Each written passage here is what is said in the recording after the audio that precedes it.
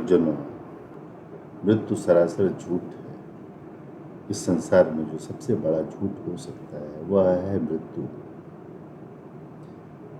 पर सारे के सारे लोग उस मृत्यु से इतने भयभीत हैं, उस झूठ से इतने डरे हुए हैं, इतने भागे हुए हैं कि वह झूठ ही सत्य बन गया है। नचिकेता 3 दिन तक उपवास करके बैठा रहा। उसने कहा, बिना यमराज से मिले अर्थात बिना मृत्यु से मिले मैं भोजन नहीं करूंगा। मृत्यु नहीं थी वहां, अर्थात यमराज घर पर मौजूद नहीं थे, उपस्थित नहीं थे। तो नचिकेता ने उनसे मिलने के लिए 3 दिन तक उपवास किया। इसे यूं समझें, असल में जिसे जीवन कहते हैं वह भोजन से चलता है। इसीलिए यदि मृत्यु का अनुभव करना हो तो इस भोजन को रोक देना आवश्यक होता है। इसी कारण सनातन परंपरा में उपवास एक महत्वपूर्ण प्रक्रिया बन गई। उपवास का अर्थ है कि जिससे जीवन चलता है उसे थोड़ी देर के लिए रोक दें ताकि मृत्यु संचालित होने लगे, मृत्यु चलने लगे, जीवन की गति बंद हो जाए और पहचान सकें कि जीवन की गति जब बंद होती है तब भी मृत्यु आती है कि नहीं आती। 90 दिन के बाद वह घड़ी आएगी जहाँ शरीर अटक जाएगा, चल नहीं सकेगा, जहाँ शरीर का जीवन शून्य हो जाएगा। उसी घड़ी में देखना पड़ेगा कि जीवित हूँ या नहीं। जब शरीर मृत्युवत हो जाता है तब भी अनुभव होता है कि मैं जीवित हूँ। तो इसका मतलब है कि उपवास का काम पूरा हो गया। उपवास के माध्यम से अमृत का अनुभव हुआ। नचिकेता 3 दिन बिना खाए पिए बैठा रहा। उसने कहा, जब तक यमराज अर्थात मृत्यु के दर्शन न कर लूं तब तक मैं भोजन नहीं करूंगा। यह उपवास का विज्ञान है। जब तक मृत्यु का दर्शन न हो जाए तब तक भोजन बंद रखूंगा। यह एक प्रक्रिया है, अनेक प्रक्रियाओं में से एक। भगवान पतंजलि ने जिन सिद्धियों का उल्लेख किया है वे सारी सिद्धियां लंबे उपवास में ही आरंभ होती है।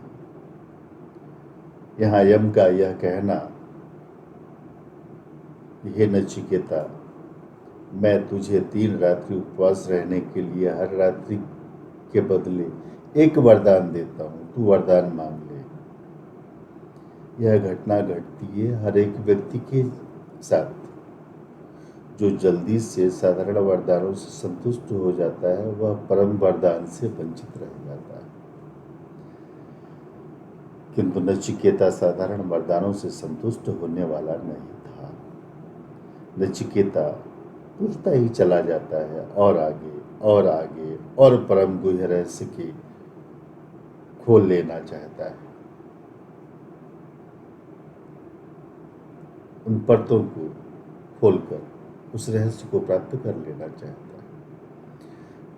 नचिकेता ने कहा, हे यमराज, हे यमदेव, हे मृत्युदेव, जिस प्रकार मेरे पिता गौतम मत्स्य उद्धालक मेरे प्रति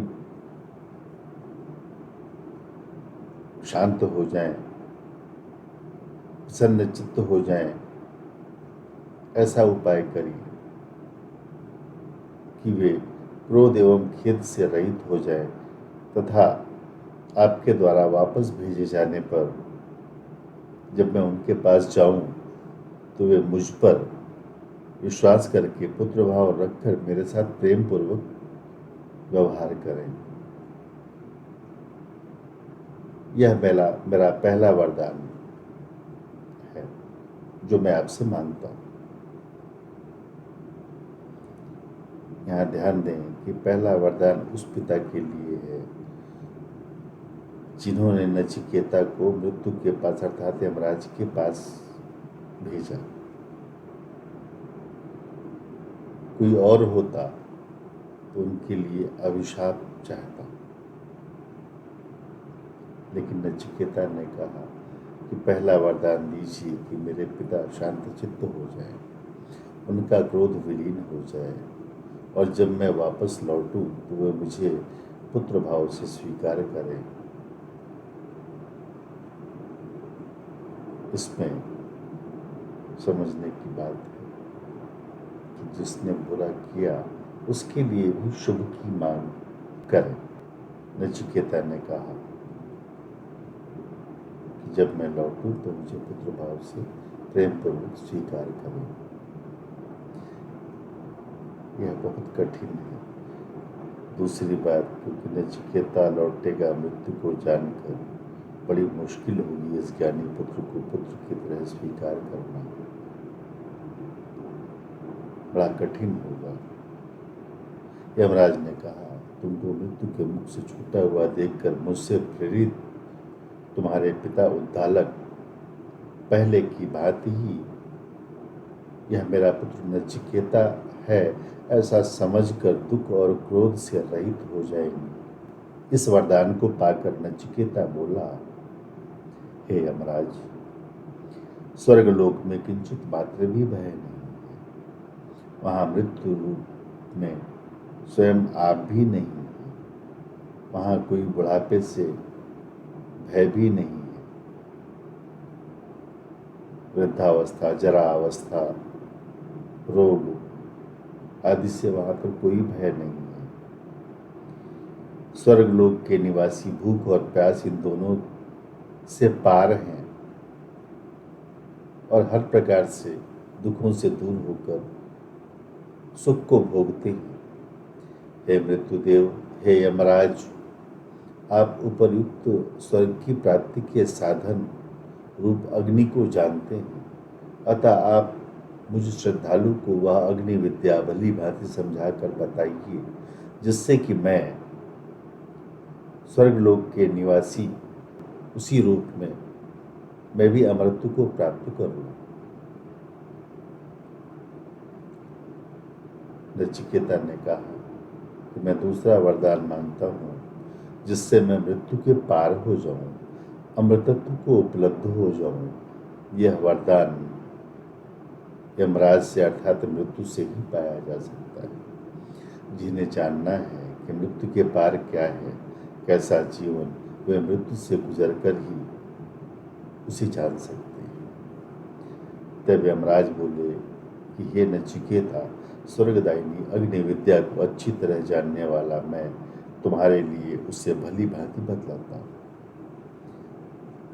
तुम उसे मुझसे भली भांति समझ लो। तुम इस विद्या को स्वर्ग रूपी अनंत लोकों को प्राप्त कराने वाली तथा उसकी आधार स्वरूपा बुद्धि रूपी गुहा में छिपी हुई समझो। सभी के भीतर ही छिपी है वह अग्नि, जिसके माध्यम से अमृत को उपलब्ध हो सकते हैं।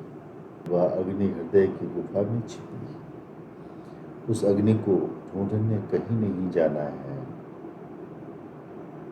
उस अग्नि को कहीं प्रज्वलित नहीं करना है।